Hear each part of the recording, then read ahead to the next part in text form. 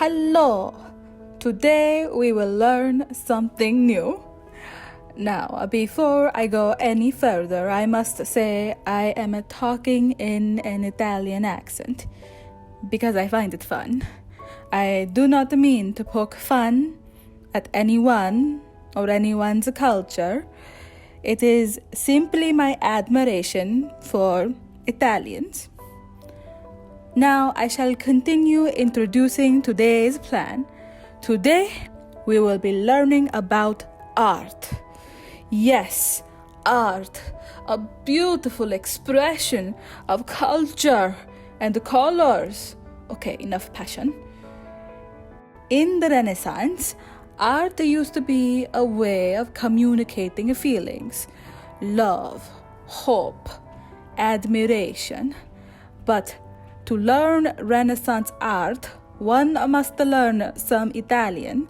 So today, we will be learning some conversational Italian by none other than myself, Aditi Singh. Join me as we peruse the work of some great masters and try to unravel the stories behind their masterpieces. However, before we begin talking about art in Italian, we must learn some basics. We will begin with a few simple phrases. If you want to introduce yourself to your new friend, what will you do? Maybe you want to say, "Hello, my name is Aditi." In Italian, you would say, "Ciao, il mio nome è Aditi." After you have introduced yourself, maybe you want to share a meal. But as a tourist, you don't know where to go. So you ask, where is a good place to eat? In Italian, you would say, "Dov'è un buon posto dove mangiare?" After you have had your lovely meal, you decide it is time to wash your hands. So you want to know, where is the bathroom? First of all, in Europe, they don't really call it the bathroom. They might call it the washroom or simply the toilet. So if people get confused, that is probably why. In Italian, you would say, "Dov'è il bagno?" Now, don't forget, manners make a person.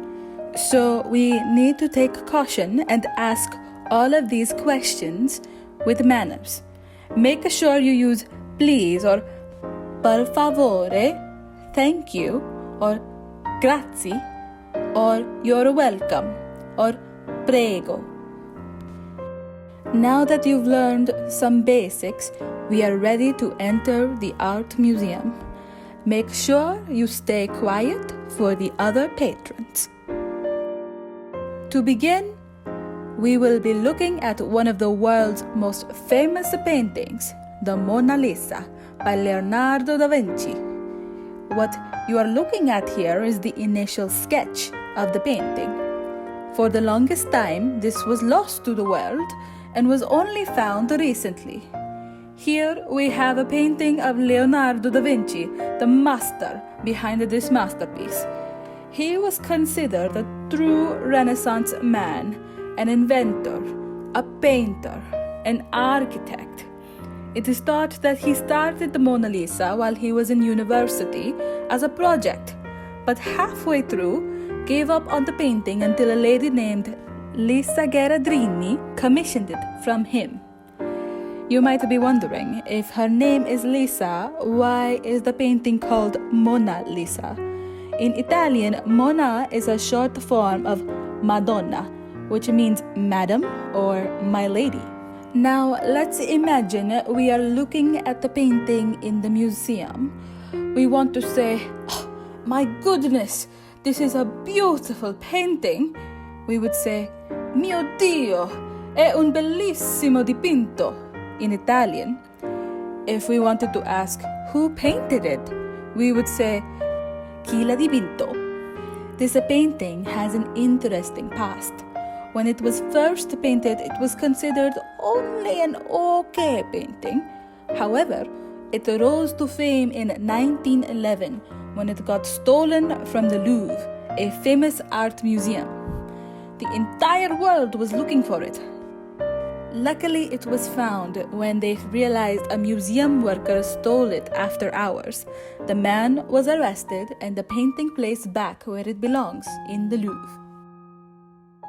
Moving onward, we will be looking at the Pietà by Michelangelo.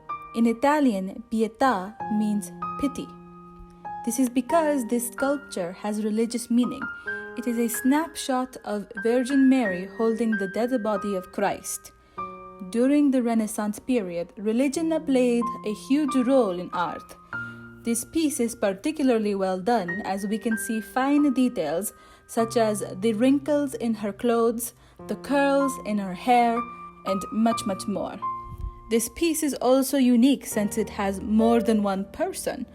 Having a multi-figured pieces in the Renaissance was rare. Our sculptor Michelangelo was a multi-talented person.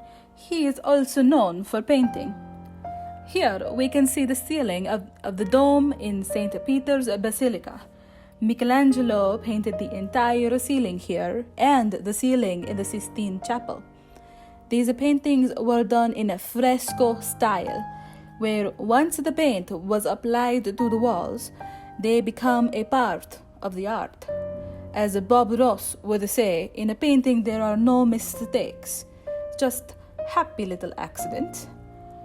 Here is a segment of his work in the Sistine Chapel, the famous finger-touching painting.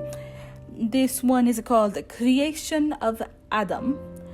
He is also the master behind David, from David and Goliath.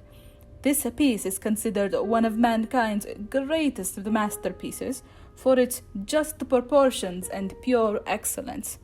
Funnily enough, Michelangelo had initially denied the slab of marble that created David, since it was considered too unstable. But now, David has been standing for over 500 years.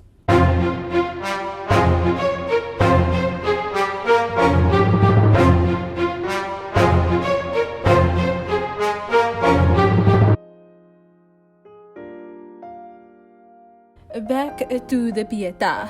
If we are in St. Peter's Basilica and talking to our friends about this piece and want to ask them what is it made of, you would say di cosa è fatto in Italian.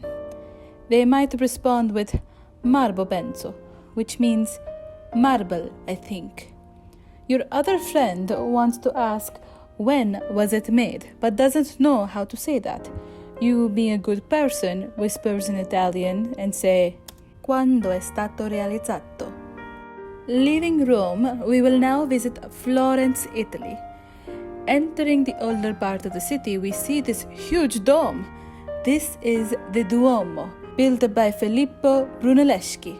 The interesting story behind this structure is that the cathedral which the dome sits on top of was already built prior to building the dome. Almost 150 years after the cathedral was built, people decided they wanted to build a dome.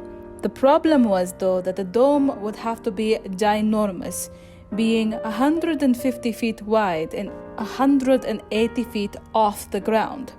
So how was that dome going to be put on top of the cathedral? At the time, Filippo Brunelleschi was not even an architect. He was actually a goldsmith. But he had a solution to the problem. The dome required a lot of structural support, and in traditional building, this was done with wooden scaffolds or beams. There would not be enough timber in all of Florence to build these supports. So the people of Florence were in a bind. They did not know what to do. Luckily for them, Brunelleschi had an idea. But before we get to this, let's learn a little Italian. You may ask in Italian, cosa c'è di così speciale in questo edificio? Or, what is so special about this building? Well, it all lies in the architecture of the dome.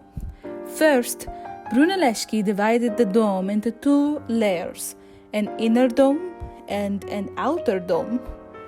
The inner layer is an octagonal drum supported by 4 stone and chain horizontal loops. there is a fifth loop towards the bottom made of wood. This particular design helped the dome maintain its structure and not burst open. The outer dome is made completely of brick, where he used a herringbone pattern. This crisscross pattern added additional solidity to the dome and allowed the brick to stabilize one another. This made it possible for the bricks to not fall off as they started to curve and incline. So even if they were not set down straight, the bricks would not fall off. These two layers were connected with 24 vertical wooden arches. And voila, you have the Duomo. It is truly an architectural and engineering masterpiece. Now, enough of my voice. Let's watch a video.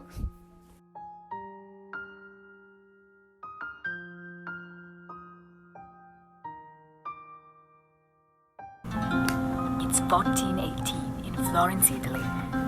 You've been challenged to build a great dome for the Santa Maria del Fiore, one of the grandest cathedrals ever built. And you have no formal architectural training. No pressure, right? For Filippo Brunelleschi, a goldsmith and clockmaker, it was the opportunity of a lifetime. He considered the challenge carefully.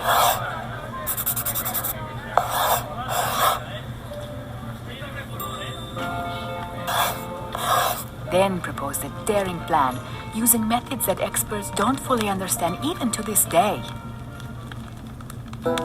At the time, domes were often built as semicircles.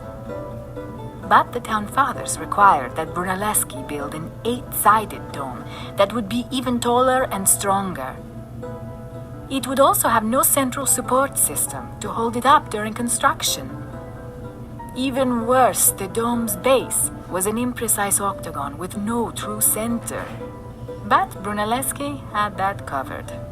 There would be 2 domes instead of 1, an inner and an outer shell, held together by giant brick arches and interlocking rings of stone and wood. The rings would work like hoops on a barrel, keeping the dome from expanding outward. To move heavy loads hundreds of feet up, Brunelleschi designed ingenious new machines, including an ox-driven hoist and massive lifting devices far ahead of their time. So, revolutionary design? Check. Groundbreaking engineering? Check. Can-do attitude? Check. But with no central support system, how would he actually build it? First off, the masonry would have to support itself during construction. To do this, Brunelleschi placed the bricks in a herringbone pattern, which spiraled to the top of the dome, with vertical bricks acting as bookends to hold the others in place. They laid about 1 row a week, giving the mortar time to cure. At this rate, the dome grew at a snail's pace of about a foot a month. But perhaps most puzzling is how he was able to place the bricks with such precision. Hey! Many experts agree that he used guide ropes.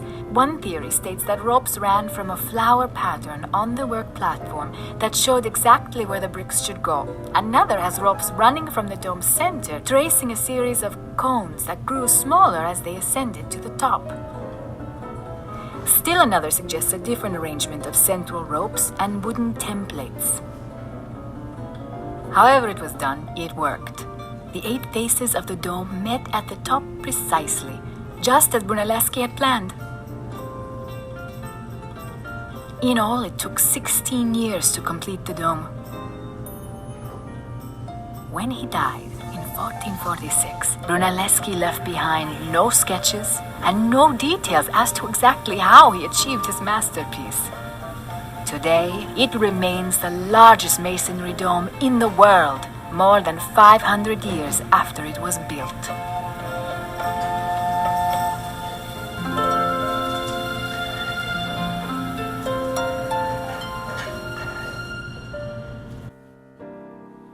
So I hope you learned something interesting today about art history and Italian. If you ever come to visit Italy, be sure to try to use some of these phrases, Even if the locals look at you a little funny, learning is always fun, and trying things out require just a little bit of bravery, but I'm sure you can all do it. I hope you had fun today. Thanks for watching, and we'll see you again next time.